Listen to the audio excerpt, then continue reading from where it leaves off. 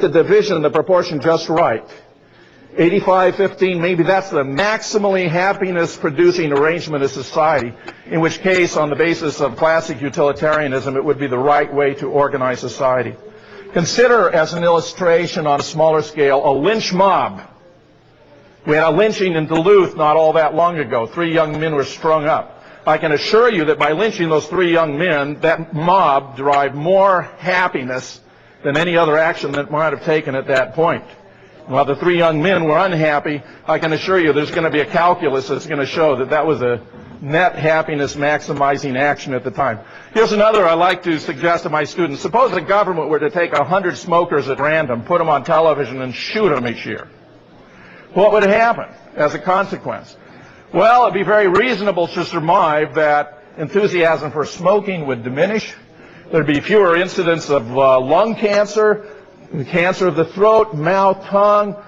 People would live longer lives. Health premiums would come down.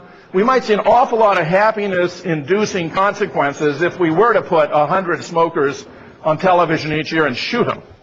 And yet I think we can all agree that neither shooting smokers at random or lynching young men or creating a slave-based society is moral. So something has gone wrong.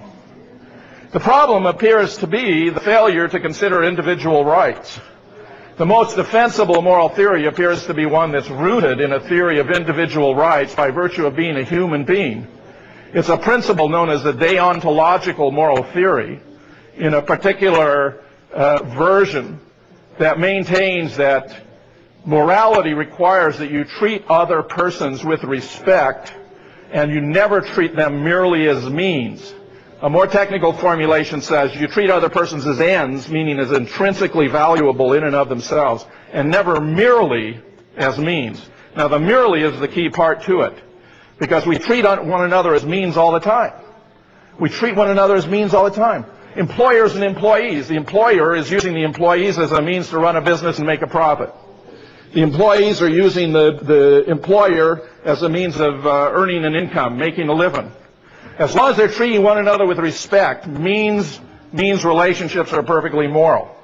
Suppose, however, that the employee is stealing from the employer or clocking in and getting paid for work he didn't do, or if he works in a health-related industry, coming to work sick and contaminating food, for example, or patients or what have you, right? That's obviously being disrespectful. Or if the employer, for example, pays the employee a substandard wage, or subjects them to excessive work hours, or to unsafe work conditions. A perfect exemplification thereby being the classic sweatshop, where a large number of women are worked excessive hours for meager wages in unsafe work conditions. And we still have the phenomenon occurring intermittently, say in Southeast Asia now, that a fire sweeps through and hundreds are killed at this single stroke. It's interesting to observe, by the way, that the idea of paying, for example, a living wage indicates that morality can be measured in terms of degrees. If, for example, a living wage were $10 an hour, and one employer paid $9.95 and the other paid only $5 an hour, then clearly, while the one might be not fulfilling all of his moral obligation in paying $9.95, the other was paying only $5, was being far more exploitative. So that there can indeed be grades and degrees of immorality. And this is what has to be combined with classic utilitarianism to have a viable political system.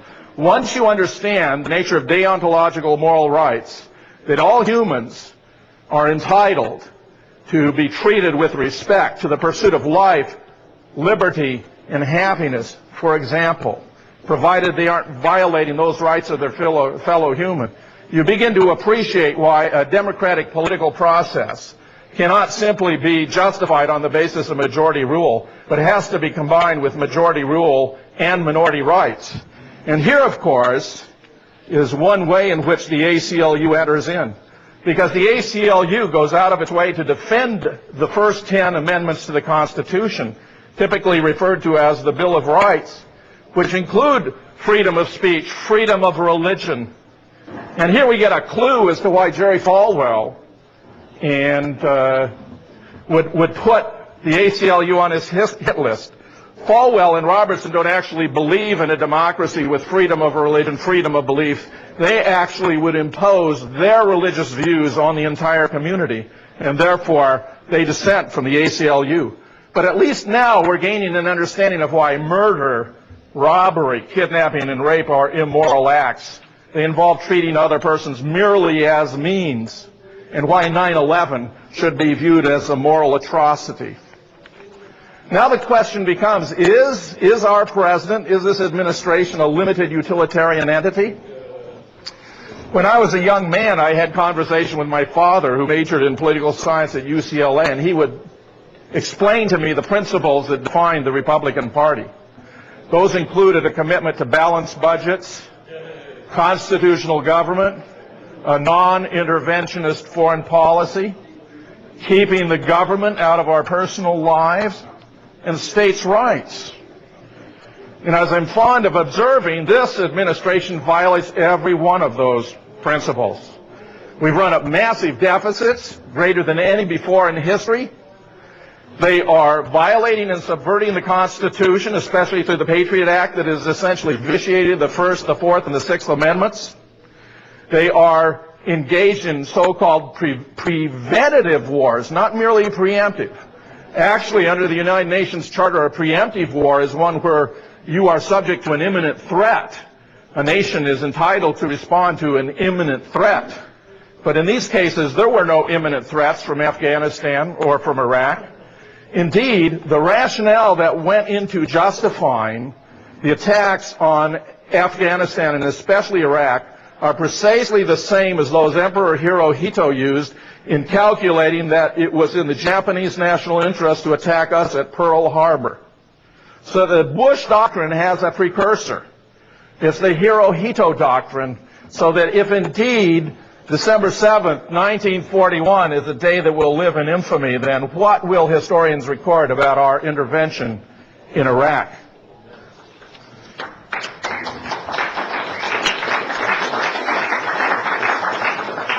When you stop and pause and look at this government, you realize it's very different than any traditional Republican government. It is not an administration that principled Republicans ought to support, and it's therefore extraordinarily puzzling why they continue to do so. What do we actually have here? Well, it was well described by Benito Mussolini. We have a merger of big government with big business that typifies or highlights nationalism and militarism. It's a situation in which the leader tends to be identified with the state, so that any criticism of the leader is treated as unpatriotic or even treasonous. It appears to be rooted in a background motive concerned with globalization, where corporations rule the world through the World Trade Organization. It involves the violation of national sovereignty, of workers' rights, and of environmental protection. Pure exploitation of the natural resources and cheap labor of other nations around the world. The whole reason the Dubai ports deal appeared to become an issue is because the major corporations didn't want to have to even bother with security rights for any nation. And yet, finally, the American Congress took a stand. Because after all, if everything the government has been telling us for the last 5 years is true, then putting our ports under control of an Arab corporation is simply absurd. So if it's not absurd to put our ports under control of an Arab corporation, then evidently what they've been telling us for the last 5 years is false. What do we find too here? This guy describes himself as a security president. But national security has three different branches or foundations. One is economic security. And with $9 trillion in debt and growing, we have bankrupt the nation. So that leg of our national security is null and void. The second is military strength. By running our army divisions in and out of Iraq, as well as our National Guard, we have greatly sapped our military capacity to conduct warfare. General after general has made this observation. So it's also the case that the Bush administration is sapping our capacity, our military strength to conduct warfare. And in the third place, most importantly, it's our moral standing. The greatest source of security for the United States in the past has been that Every nation of the world has admired us and respected us for our good work in the past, typified, for example, by our sacrifices in World War II and the Marshall Plan. Today, all of that moral capital has been squandered and spent, such that we are now the most reviled, the most detested, the most despised nation in the world. And our national security has commensurately shrunk, such that for this guy to describe himself as the security president is nothing more than a sick joke.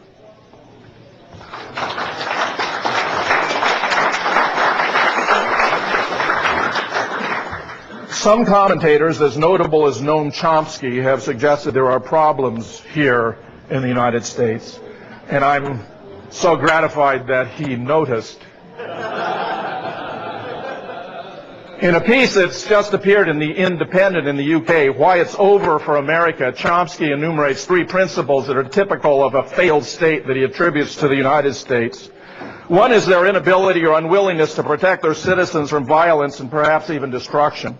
Another is their tendency to regard themselves as beyond the reach of domestic or international law, and hence free to carry out aggression and violence. And third, if they have democratic forms, they suffer from a serious democratic deficit that deprives their formal democratic institutions of real substance. What then are Chomsky's prescriptions? 1, accept the jurisdiction of the International Criminal Court and the World Court. 2, sign and carry forward the Kyoto Protocols. 3, let the UN take the lead in international crises. 4, rely on diplomatic and economic measures rather than military ones in confronting terror. 5, keep the traditional interpretation of the UN Charter. 6, give up the Security Council veto and have a decent respect for the opinion of mankind, as the Declaration of Independence advises, even if power centers disagree. And 7th, cut back sharply on military spending and sharply increase social spending. Well, those are all fine prescriptions if we lived in a civilized society. But the threat we confront is far more imminent and ominous. I mean, consider all of those recommendations would be the case, would be in place if Al Gore had been rightly in place as President of the United States. They all are in jeopardy precisely because we are in the grip of a regime that does not have that common respect for the opinions of mankind. Here's an email from Nicholas Oughton that was in response to a petition we have on Scholars for 9/11 asking the government to release evidence in 12 different categories. But it seems to me Nicholas Oughton has captured something more of the situation in which we find ourselves than Noam Chomsky. What's the point of a petition, says Nicholas? What will be the outcome when 10 million people have signed? Why is this being treated as if by a group of Girl Scouts trying to save their old campground from development? This is the worst crime in history. There is evidence, laws are broken, demolition without permit, notification, negligence of FAA, Air Force regulations, illegal rubble, debris removed, significant damage, innocent lives destroyed, mass murder. Well, I think Nicholas has a point. We need a deeper understanding of what's going on with this administration. Now, Jim Loeb of Alternet has published a nice piece, Leo Strauss's Philosophy of Deception. And I just want to point out to you that here's a way of realizing what's really going on, recognizing it. Listen to this. Leo Strauss, of course, is a professor of philosophy at the University of Chicago. And many of these neocons have been captivated by his political philosophy.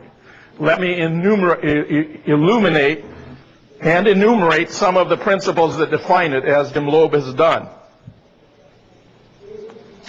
Strauss suggests that deception is the norm in political life, and the hope, to say nothing of the expectation, of establishing a politics that can dispense with it is the exception. So the first principle of the Strauss